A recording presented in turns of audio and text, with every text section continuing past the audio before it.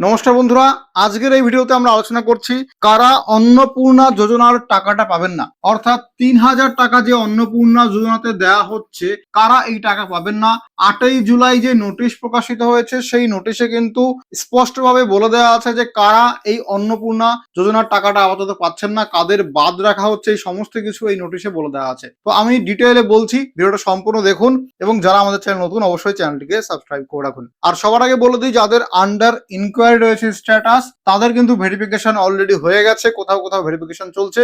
এর মধ্যে বেশিরভাগ মানুষের ফর্ম অ্যাপ্রুভ করে দেবে এবং তারা জুলাই মাসের ৩,০০০ টাকাটা পেতে শুরু করবেন, তাই আপনারা চিন্তা করবেন না। তাহলে সেটাই বলা আছে, আন্ডার ইনকোয়ারি মানে আপনার আবেদন বাতিল নয়, এর আসল মানে হচ্ছে আপনার আবেদনটা বর্তমানে সক্রিয় বা অ্যাক্টিভ ভেরিফিকেশন পর্যায়ে রয়েছে। ভেরিফিকেশন চলছে, ফিল্ড ইনকোয়ারি চলছে, কল করে ভেরিফিকেশন করছে এবং ভেরিফিকেশন সম্পূর্ণ হয়ে গেলেই জুলাই মাসের শেষের দিকে টাকাটা ছাড়তে পারে, অথবা আগস্ট মাসের প্রথম দিকে আপনি এই অন্নপূর্ণা যোজনার ৩,০০০ টাকা পাবেন। তবে আন্ডার ইনকোয়ারি থেকে যদি আপনার স্ট্যাটাসটা অ্যাপ্রুভ দেখায় তবেই টাকাটা পাবেন, এটা কিন্তু আসল কথা। এবার দেখুন আবেদন যাচাইকরণ কিভাবে করা হয়েছে। আপনি অফলাইনে বা অনলাইনে ফর্মটা ফিল আপ করেছেন, তারপরে ফিল্ড ভেরিফিকেশন শুরু হয়েছে এই নোটিফিকেশন অনুযায়ী, এবং এই নোটিফিকেশনের যোগ্যতার শর্ত বলা আছে। সেই শর্ত দেখে দেখে আশাকর্মীরা এবং বিএলওরা আপনার ফর্মটাকে অ্যাপ্রুভ করছে। তাহলে অনুমোদন করছে কিসের উপরে?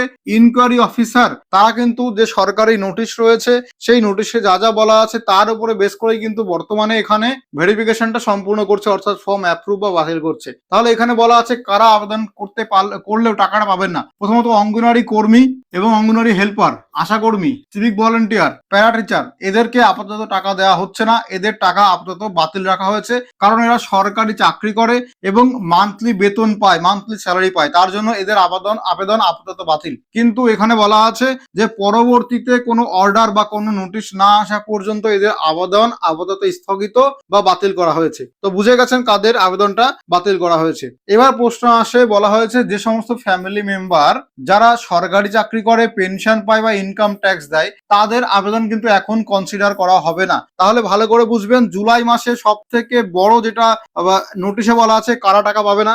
আপনি যদি ফর্মে দিয়ে থাকেন যে আপনার পরিবারের কোনো মেম্বার সরকারি চাকরি করে বা পেনশন পায় বা ইনকাম ট্যাক্স দেয়, তাহলে কিন্তু আপনি জুলাই মাসে টাকাটা পাচ্ছেন না, আপনাদের আবেদন কিন্তু রিজেক্টেড করা হবে আপাতত। সেটা বলা আছে যে আপাতত করা হচ্ছে, পরবর্তীতে এটা দেখা হতে পারে যে দেওয়া হবে কিনা। এখানে টাকা আগে কাদের দেওয়া হবে? যারা অ্যাকচুয়ালি নিডি, অর্থাৎ সেই সমস্ত দরিদ্র পরিবারের মহিলা যাদের অ্যাকচুয়ালি প্রয়োজন এই টাকাটা, তাদের আগে দেওয়া হবে। তো এই নোটিশে সাফ কিন্তু সেটাই বলে দেওয়া আছে, আপনারা নোটিশটা ডাউনলোড করে পড়ে নেবেন। তাহলে যাদের পেশা সরকারি চাকরি, যেমন অঙ্গনওয়াড়ি কর্মী, অঙ্গনওয়াড়ি সহায়িকা, আশাকর্মী, সিভিক ভলান্টিয়ারে কাজ করে যারা, এবং যারা পার্শ্ব শিক্ষক বা প্যারা টিচার, তাদের আবেদন আপাতত স্থগিত বা হোল্ড করে রাখা হয়েছে।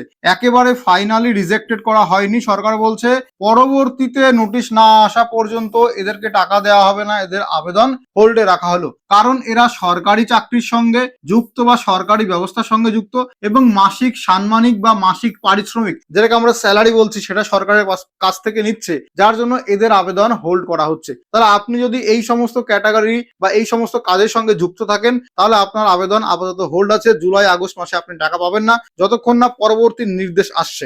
এর পরবর্তীতে আবেদনকারী নিজে বা তার পরিবারের কোনো সদস্য, যেমন স্বামী বা শ্বশুর, যাদেরকে আপনি অন্নপূর্ণা ফর্মে রেখেছিলেন, সেই সমস্ত মেম্বারদের মধ্যে যদি কেউ এই 3টে ক্যাটাগরির মধ্যে পড়ে থাকেন, যেমন সরকারি চাকরি করে বা সরকারি পেনশন পায় বা সে ইনকাম ট্যাক্স প্রদান করে বা আয়কর দেয়, তাহলে কিন্তু তাদের আবেদনও আপাতত স্থগিত বা হোল্ড করা হয়েছে। মানে পুরোপুরি রিজেক্ট করা হয়নি যে একদমই কোনোদিন টাকা পাবেন না, সেটা করা হয়নি, হোল্ড করা হয়েছে। মানে কিছু মাস আপনি এখন টাকা পাবেন না। কারা টাকা আগে পাবেন? যারা প্রকৃত অভাবী এবং যোগ্য মহিলাদের আগে টাকা দেওয়া হবে। সেই বিষয়ে শীঘ্রই বিস্তারিত সরকারি নির্দেশিকা প্রকাশ করা হবে। অর্থাৎ কাদেরকে টাকা দেবে, কি কি ক্রাইটেরিয়া দেখে আবেদনটাকে অ্যাপ্রুভ করছে বা বাতিল করছে, এটা নিয়ে নারী ও শিশু কল্যাণ দপ্তরের পক্ষ থেকে খুব শীঘ্রই ডিটেল একটা নোটিশ আসবে, তখন আরো ভালো করে ক্লিয়ার বোঝা যাবে। তবে নোটিশে সাফ বলাই আছে যে সরকারি চাকরি করলে, সরকারি পেনশন পেলে বা ইনকাম ট্যাক্স দিলে আপনার পরিবারের কেউ বা আবেদনকারী নিজে, তাহলে টাকাটা পাচ্ছেন না,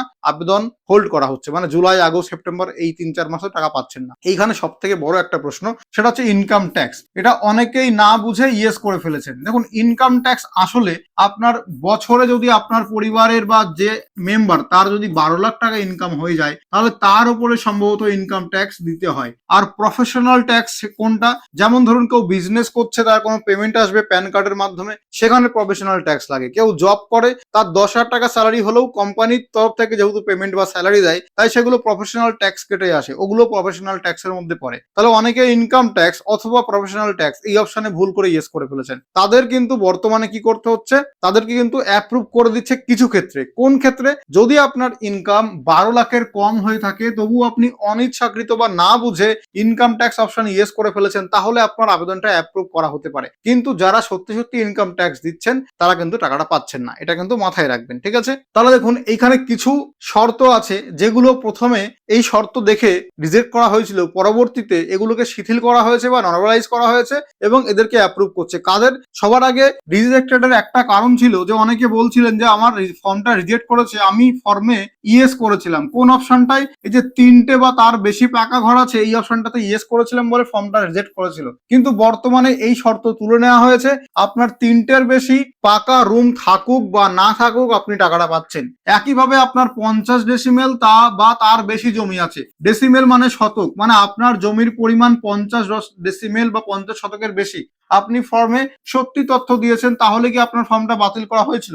আমি জানি না আগে বাতিল করেছিল কি করেনি, বর্তমানে বাতিল করবে না সেটাও বলা আছে। এই সমস্ত কারণ দেখিয়ে ফর্ম বাতিল করবে না। এছাড়া পরিবারের কারণ নামে যদি জিএসটি থাকে, জিএসসি রেজিস্ট্রেশন করা থাকে, তাহলেও ফর্ম বাতিল করবে না। তাহলে এই সমস্ত যে 3টে নিয়ম, এই 3টে নিয়মের মধ্যে যদি আপনি পড়েন তাহলে আপনাকে কিন্তু টাকাটা দেওয়া হচ্ছে বা আবেদন অ্যাপ্রুভ করা হবে। তাহলে সরাসরি ফর্ম কেন বাতিল করে দিচ্ছে? প্রথম কথা, আবেদনে যদি ভুল তথ্য দেন এবং কারেকশন যে হয়েছে, ফিল্ড ইনকোয়ারি হয়েছে 7 দিন ধরে, 5ই জুলাই থেকে ফিল্ড ইনকোয়ারি শুরু হয়েছে, 7 দিন ধরে মানে 12ই জুলাই পর্যন্ত এই ফিল্ড ইনকোয়ারি চলবে বা কল করে ভেরিফিকেশন করবে। যদি আগে ভুল তথ্য দিয়ে থাকেন, তার জন্য যদি ফর্মটা রিজেক্টেড হয়ে থাকে, এই ফিল্ড ইনকোয়ারির সময় যদি আপনি সঠিক তথ্য দিয়ে ভুলটা সংশোধন করে নেন তাহলে ভালো কথা, ফর্ম অ্যাকসেপ্টেড। কিন্তু তখনও যদি ভুল তথ্য দেন তাহলে কিন্তু ফর্ম বাতিল হতে পারে। তথ্য গোপন, ফিল্ড ভেরিফিকেশনের সময় পরিবারের সরকারি চাকরি বা আয়ের তথ্য গোপন করেছেন, কিন্তু তাতেও ফর্মটা বাতিল হয়ে যেতে পারে। এছাড়া এএসডিডি মানে হচ্ছে আপনি ভোটার লিস্টে একই জায়গায়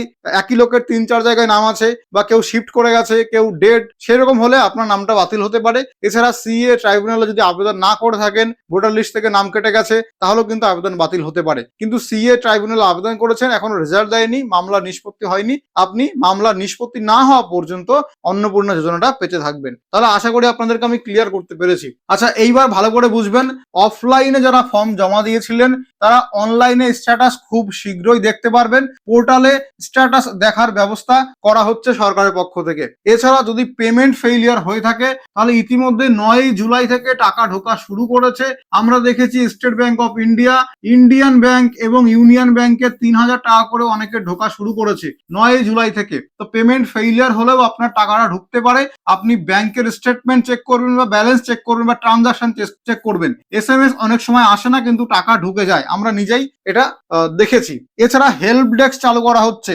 আপনার বিডিও, পঞ্চায়েত বা মিউনিসিপ্যালিটিতে কিন্তু আলাদা করে হেল্প ডেস্ক খোলার নির্দেশ দিয়েছে সরকার। যে অনেকে অন্নপূর্ণা যোজনা নিয়ে বিভিন্ন প্রশ্ন করছে পঞ্চায়েত অফিসে গিয়ে, মিউনিসিপ্যালিটিতে গিয়ে বা বিডিওতে গিয়ে, কিন্তু তারা কোনো সদুত্তর বা সঠিক উত্তর পাচ্ছে না। এক অফিস থেকে অন্য অফিসে ঘোরানো হচ্ছে, যার কাছে জিজ্ঞেস করতে সে বলছে আমি দায়িত্বে নেই। তো এইরকম হয়রানি যাতে মানুষ আর না হয় তার জন্য আলাদা করে হেল্প ডেস্ক চালু করা হয়েছে। আপনার সমস্ত সমস্যার সমাধান এই হেল্প ডেস্কে করা হবে। এছাড়া দ্রুত নিষ্পত্তি, সময় বাঁচাতে অফিসারদের ফিল্ড রিপোর্ট পোর্টালে আপলোড না করে বলা হয়েছে হার্ড কপি রেখে দেবেন। মানে যে রেকমেন্ডেশন ফর্ম বা সুপারিশ ফর্ম এক এক জায়গায় দিচ্ছে এবং সেটা জমা নিচ্ছে, আশা কর্মীরা বা ইনকোয়ারি অফিসাররা ওই ফর্মটা স্ক্যান করে ওই পোর্টালে তোলার সময় সার্ভারের সমস্যা আছে, যার জন্য বলছে ওটা এখন বাদ দিন, আপনি জমা নিয়ে রাখুন, পরবর্তীতে আপলোড করবেন, এখন ভেরিফিকেশন সফল করে দিন। তো সরকার চেষ্টা করছে সবারই কিন্তু ভেরিফিকেশন যাতে হয়ে যায় এবং টাকাটা যাতে পেয়ে যায়। তাহলে বর্তমানে আপনি কি করতে পারেন, এখনো পর্যন্ত কিছু জায়গায় ভেরিফিকেশনের কাজ চলছে, খুব শীঘ্রই আপনার যে স্ট্যাটাস আন্ডার ইনকোয়ারি দেখাচ্ছে সেটা কিন্তু অ্যাপ্রুভ বা রিজেক্টেড দেখাবে, অর্থাৎ ফাইনাল স্ট্যাটাস খুব শীঘ্রই দেখতে পারবেন। আপনি অনলাইনে আবেদন করুন বা অফলাইনে আবেদন করুন, অনলাইনে স্ট্যাটাস চেক করার অপশন দেবে। বিডিও, গ্রাম পঞ্চায়েত, মিউনিসিপ্যালিটিতে আলাদা করে হেল্প ডেস্ক চালু করা হয়েছে। আপনার কোনো সমস্যার জন্য আপনি সেখানে গিয়ে যোগাযোগ করতে পারেন। যখন ফিল্ড ভেরিফিকেশন হবে আধিকারিকরা বা আশাকর্মীরা আপনার বাড়িতে এলে সঠিক তথ্য দিয়ে ভুল সংশোধন করবেন এবং ডকুমেন্ট সাবমিট করে দেবেন, তাহলে আপনার ফর্মটা অ্যাপ্রুভাল পেয়ে যাবে। এছাড়া সঠিক তথ্য দেবেন, কোনো তথ্য গোপন করবেন না, এতে কিন্তু আবেদন পুরোপুরি বাতিল হওয়ার সম্ভাবনা থাকে। আর যাদের আবেদন হোল্ড করা হয়েছে তারা পরবর্তী সরকারি নির্দেশিকা না আসা পর্যন্ত অপেক্ষা করতে হবে। তাহলে কাদের আবেদন হোল্ড করা হয়েছে প্রথমেই বলে দিলাম, আশাকর্মী, অঙ্গনওয়াড়ি সহায়িকা, হেল্পার, সিভিক ভলান্টিয়ার, প্যারাটিচার, এই সমস্ত মানুষজনদের আবেদন হোল্ড করা হয়েছে। যাদের পরিবারে কেউ সরকারি চাকরি করে, সরকারি পেনশন পায় বা ইনকাম ট্যাক্স দেয়, তাদের আবেদন হোল্ড রাখা হয়েছে। এদেরকে এখন টাকা দেওয়া হবে না, পরবর্তীতে সরকারের নির্দেশ আসা পর্যন্ত অপেক্ষা করতে হবে। তাহলে আশা করি বুঝতে পেরেছেন যে কারা অন্নপূর্ণা যোজনার টাকাটা পাবে না। যদি তাও কোনো প্রকার প্রশ্ন থাকে কমেন্ট করে জানাবেন। ভিডিও ভালো লাগলে লাইক করুন, বন্ধু বান্ধবের সঙ্গে শেয়ার করে দিন, চ্যানেলটিকে সাবস্ক্রাইব করে রাখুন, ফেসবুক পেজটিকে ফলো করে রাখুন এরকম গুরুত্বপূর্ণ ভিডিও আরো পাওয়ার জন্য। ধন্যবাদ, ভালো থাকবেন।